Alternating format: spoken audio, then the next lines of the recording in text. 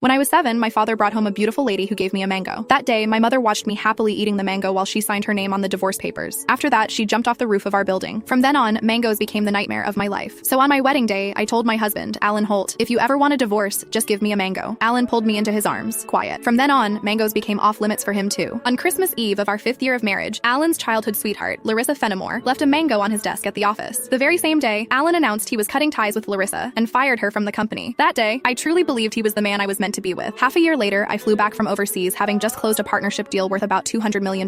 At the celebration dinner, Alan handed me a drink. After I had finished half the glass, his so-called childhood sweetheart, the woman who had been kicked out of the company, stood behind me with a big grin and asked, "Does the mango juice taste good?" I stared at Alan in disbelief, and he was trying hard not to laugh. "Don't be mad. Larissa insisted I played a little joke on you. I didn't actually give you a mango. I just gave you a bottle of mango juice." But I think she's right. The fact that you don't eat mangoes is a real problem. You were really enjoying that juice just now. My face went cold. I lifted my hand and threw the rest of the mango juice in his face, then turned around and walked away. Some things are never a joke. I wouldn't kid around with mangoes or divorce. Ms. Mendez, your stomach condition flared up again because of stress and emotional triggers. If there's something you really don't like to eat, you mustn't force it down again. The next time might not just be a stomach ache. We might have to remove part of your stomach. Stay in the hospital for observation for 1 day and contact your family as soon as you can. When I heard the doctor say that, I went completely quiet. For the sake of a new project, I had been overseas for 39 straight days, working day and night, and I finally made it back in one piece. I never expected that at the celebration dinner, 1 glass of mango juice from Alan Holt would land me right in a hospital bed. Out of habit, I tapped open my pinned chat, typed 2 words, and then realized something felt off. Looking closely, I confirmed that it was Alan Holt. He had just changed his profile picture. Now it was a green mango. While I was staring blankly at the chat window, Alan's call came through. He sounded cold. "I'm already home. Where are you?" I said nothing. Any other time, I would soften my voice and act like a spoiled little girl with him. But tonight, I honestly didn't know what to say. Alan sounded annoyed. "Myra, how long are you planning to keep this up? I'm at the hospital." Alan went quiet. He had never shown much interest in my health. He would never have guessed that 1 glass of mango juice from him would send me straight to the emergency room. "Stay put at the hospital. I'm coming over right now." I didn't want to deal with him, but my body was so weak that I didn't feel like moving at all. Time dragged by. The doctor came in to check on me 3 different times, and Alan still didn't show up. Right before I went to sleep, I glanced at my phone one last time and saw Larissa Fenimore's new post on her social feed. "Every time I get hurt, my knight in shining armor shows up. I'm so lucky." The picture under it was a shot of Alan putting a bandage on her. Larissa's profile picture was a yellow mango. It was pretty, but it made me sick. Alan and I had known each other for 10 years, and he had always known exactly where my bottom line was. After so many years in business, he also knew perfectly well how to keep a proper distance from other women. But now, he kept crossing that line again and again. In that case, our marriage and the newest project I had negotiated no longer needed to exist. I had closed a $200 million